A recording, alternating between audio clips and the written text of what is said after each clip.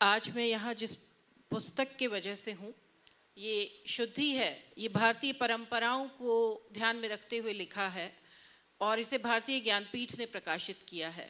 भारतीय ज्ञानपीठ और वाणी, उन्हीं के सौजन्य से मैं यहाँ पहुँची हूँ। इसका एक छोटा सा हिस्सा मैं आपको पढ़ के सुनाना चाहती हूँ। This novel is all about women empowerment, casteism, और जो हमारे घर में होता है ना कि ये मेरा बेटा है और ये मेरा नौकर है। बेटे को हम घी भर के थाली देते हैं और नौकर को दूध भी नहीं देते, तो वो किस तरह से हमारी गलत सोच बताता है और आखिर में हमारे काम कौन आता है। और उम्र आपको सीखने के लिए कभी बाधा नहीं बनती। इस उम्र में हम कुछ भी सीख सकते हैं। मेरे नॉवल की जो कैरेक्टर है वो 97 प्लस है, उसमें इतने बदलाव हैं। ये जो हम उम्र को बीच में बाधा बनाने के लिए लाके खड़ा कर देते हैं, ये हमारा मेंटल ब्लॉक है। ऐसा कुछ भी नहीं होता जो हमें कभी सीखने से रोक ले। तो मैं पढ़ती हूँ, ये थोड़ा सा एक अंश है। जिंदा आदमी से असहमतियों पर खींचते हुए उम्र बिताई जा सकती है, मगर मृत देह से लिपटकर एक रात गुजारना भी मुश्किल होता है। अपने विचारों से बाहर आकर रामप्यारी ने कहा, रात काटनी मुश्किल हो जैसी, काल सुबह लाना ही ठीक है। सुबह फोन पर दूसरी ओर से जो जवाब मिला, उससे रामप्यारी के चेहरे के भाव कठोर हो गए। यहाँ मैं एक बात बताना चाहती हूँ बीच में कि आप जिस प्रदेश के बारे में लिख रहे हैं उसकी भाषा का थोड़ा सा पुट आना बहुत ज़रूरी होता है। वो आपको उस मिट्टी से जोड़ता है। यहाँ कोई रुदाली नहीं है जो मातम मनाएगी। जिन्हें छोड़कर गया वो सब जीवित रिश्ते हैं जो वफादारी मांगते थे, जीवन भर की वफादारी। उसमें यही तो कमी थी। सीमा तो इस समय सारी रात विलाप नहीं किया तो समाज उसे अपराधी बना देगा। सुबह लाना ठीक है। कशमकश पर काबू पाकर उसने कहा, सुबह लाना 7 बजे से पहले। उसने फ़ोन रख दिया। मंजली पीछे खड़ी सब कुछ चुपचाप सुन रही थी। भाभी सा, अब ये क्या हुआ? ये सारी परीक्षाएं एक साथ ही होनी है क्या? दोपहर से आप अकेली जूझ रही हो इस सब से, किसी को कानों कान खबर नहीं होने दी।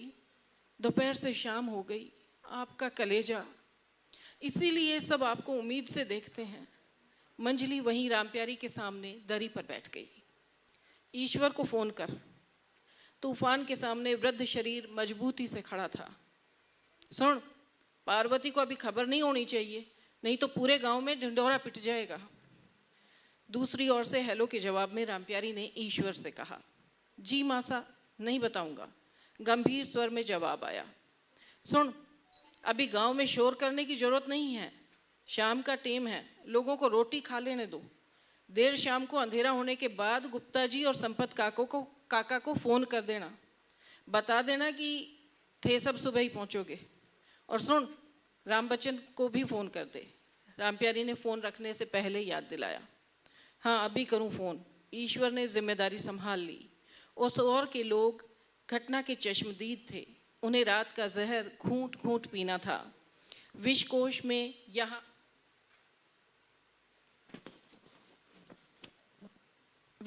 में वहाँ कई लोग साझेदार थे। स्थिति संभालना इस छोर पर पेचीदा था। जहाँ घटना के बारे में बताना जितना मुश्किल था, उससे ज़्यादा मुश्किल इसे दबाए रखना था। मैं कुछ हिस्से बीच के छोड़ रही हूँ क्योंकि समय की कमी है। एक विधवा माँ और दूसरा राशन कार्ड में दर्ज पत्नी को छोड़कर धीरे धीरे सबको खबर हो गई। घर लौटने का आलम मातम में बदल गया। शक उन दोनों रिश्तों में भी पैर पसार रहा था, जिन्हें हकीकत से दूर रखने की कोशिश हो रही थी। यहाँ तक कि सीमा के बच्चों को भी संदेह हुआ, मगर किसी ने किसी से कुछ नहीं पूछा। शहर गए गिनती के लोगों को छोड़कर घर में इस समय भी वही सब मौजूद थे जो पिछले कई दिनों से रह रहे थे। सबके होते हुए भी सब कुछ सूना सूना लग रहा था। बरामदे को आंगन से जोड़ने वाले खंभों की कतार डरावनी लग रही थी। चूल्हा खामोश था। हवेली के जिस हिस्से में सबका आना जाना होता था, ऐसी जगहों की बत्तियां जल रही थीं, मगर इसके बावजूद घर में अंधेरा फैल गया। आज अगरबत्ती नहीं जलाई अभी तक? सुलोचना ने पति की तस्वीर के सामने दोपहर की बुझी राख देखकर कहा। पुष्कर को बुलाओ। ईश्वर भी नहीं आया इधर। आज क्या हो गया दोनों को? कहाँ चले गए दोनों? जेठ जी के अगरबत्ती नहीं जलाई अभी तक। सुलोचना उस कमरे में थी जो कभी सिर्फ उसके जेठ जी का कमरा था। आज दोनों भाइयों की फूल माला लगी तस्वीरें वहाँ एक साथ टंगी हुई हैं। आ जाएंगे, अभी जलवाऊंगी अगरबत्ती, आजा तू यहाँ बैठ मेरे पास। जा रे टिंगर, भाई साहब ने बोला। ये टिंगर होता है घर का सबसे छोटा बच्चा, मेल लड़का होता है। जा रे टिंगर, भाई साहब ने बोला। राम प्यारी ने मंझली ननद की ओर देखते हुए घर के सबसे छोटे लड़के को आवाज़ दी। बिना कुछ कहे दोनों के बीच बात हो गई। मंझली ने नई बहू के पति से अगरबत्ती जलवा दी। कमरे में कौन है? धूप बत्ती किसने जलाई? पुष्कर आ गया दिखे। कहाँ है पुष्कर? सुलोचना पीढ़े से उठने का उपक्रम कर रही थी। किसी अनहोनी की गंध माँ के नथुनों में दहक रही थी शायद। अचानक वह बेटे की आवाज़ सुनने, उसे देखने के लिए बेचैन हो गई। बेटे को देख लेने से शायद उसे तसल्ली हो जाती। इस वक्त उसका मन किसी भय से मुक्ति चाह रहा था। सुलोचना, आज बड़ी भाई साहब की तबीयत ठीक नहीं है। रामप्यारी ने देवरानी का ध्यान दूसरी ओर खींचने के लिए कहा। अब क्या हो गया उन्हें? सुलोचना ने थोड़ा चिढ़कर कहा। आजा, बाई साहब का हाल पता करें। एक के बाद एक मिलते सदमों ने रामप्यारी की कमर तोड़ दी है, मगर यह समय उसके लिए दुख मनाने का नहीं था। परिवार को उसके सहारे की जरूरत थी। उसने हिम्मत करके अपना शरीर पीढ़े से उठाया और हाथ पकड़कर सुलोचना को अपने साथ ननद के कमरे में ले गई।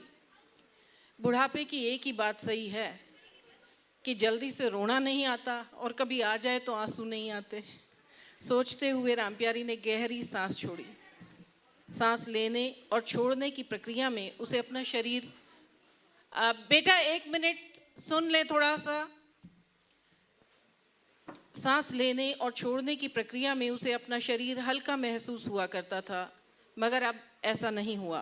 उसे लग रहा था कि कोई भारी भरकम वजन उसकी छाती पर आकर बैठ गया है। Thank you.